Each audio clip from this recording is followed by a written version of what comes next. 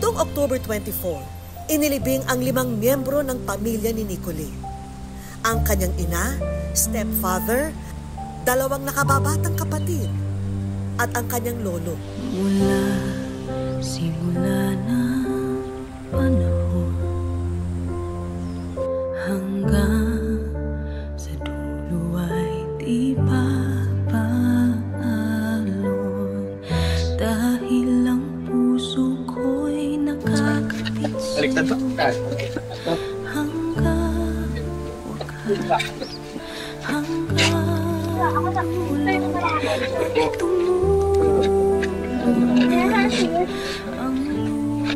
Nico, paano ka nabubuhay ngayon na mag-isa ka na lang? Paano mo kinakaya yung napakabigat na pagsubok na ito? Dahil nga po sa marami po silang kaibigan, tsaka madami din po nagsasabi sa akin na magpatuloy lang daw kasi tupad din lang yung pangarap, tuloy lang yung pag-aaral. Sa mga larawan at video na lang ngayon inaalala ni Nicole ang kanyang mga mahal sa buhay. Bye.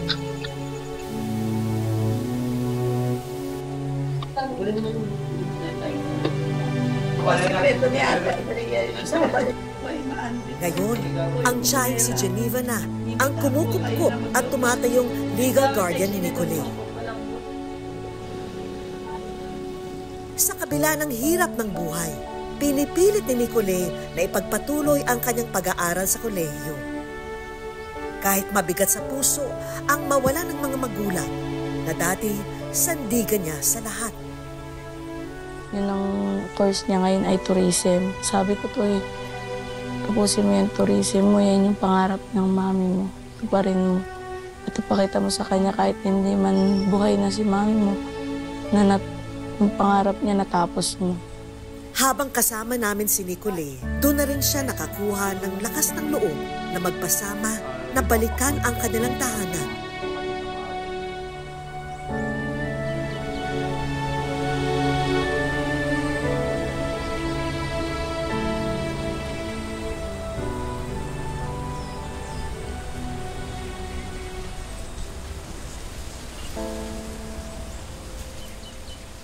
Mabigat para sa kanya na makita ang lugar na ito. Pero dito rin siya makakakuha ng lakas para buuin muli ang kanyang sarili at gawing inspirasyon ang mga alaala sa lugar na ito. Mabigat po. Kala mo'y ayos pa. Pero pag nakikita ko mismo ito nga, ito. Visit na ito. Ito yung pwesto ko. Tayo walang tama. Yung ulo ko nandito. Tapos yung paa ko kung tutuusin dapat nandito kasi mahaba ako. Pero yung paa ko nangyari nandito, kabaloktot ako. Kaya nung nagising ako, basa lang yung nabasa yung parte dito. Kaya ako'y bumangon diretso tsaka ay gawa nung lagabog.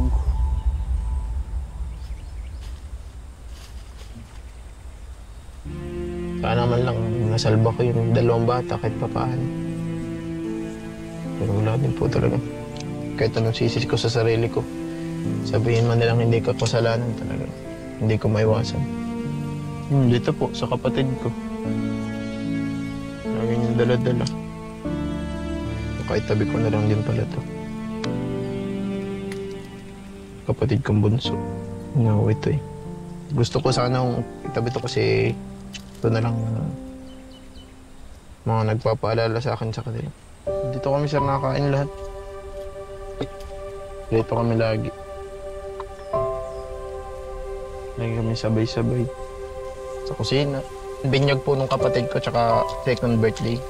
Tapos yun, dinaganda sila kahit papaano. Kung may madami pong tao dito, tapos magdamagan yun. Kasi matagal nilang plinano yun. Kasi 2 taon na yung kapatid ko hindi pa nabibinyagan kasi wala nang budget. Masaya dito. Si Lolo po. Lagi po, araw-araw po siya ginakap. Paghapon, gabi, umaga. Diyan po mismo sa bangkong yun.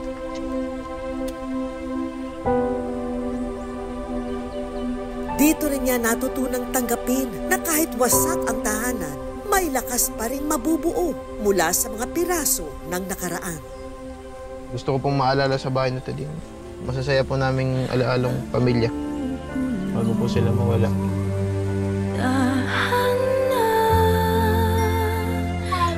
5. Pwedeng kiss na lang?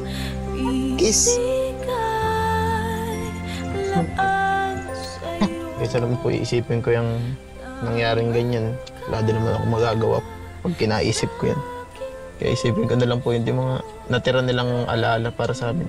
Saka sa akin. Lalo na sa akin. Tuloy ka dito. Bye-bye. Love you. Ingat ikaw.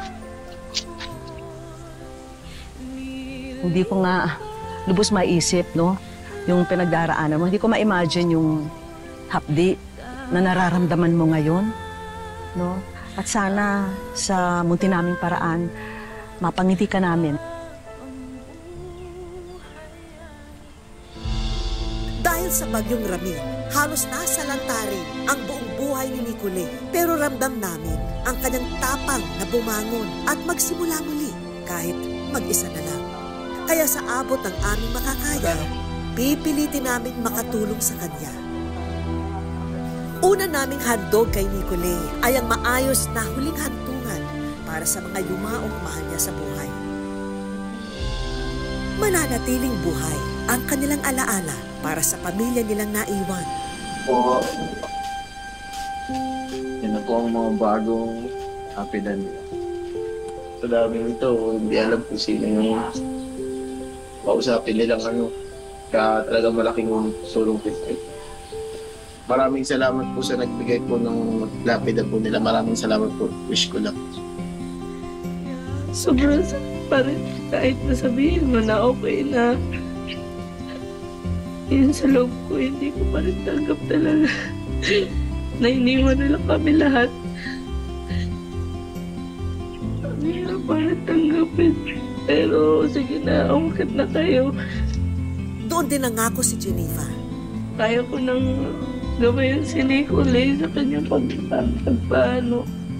pag-aaral. Okay na kami. Maraming salamat sa pagpapatuloy mo sa akin tsaka sa laging pagbukas mo ng pito para sa amin. Hindi lang sa akin, para sa amin kahit nabubuhay pa sila.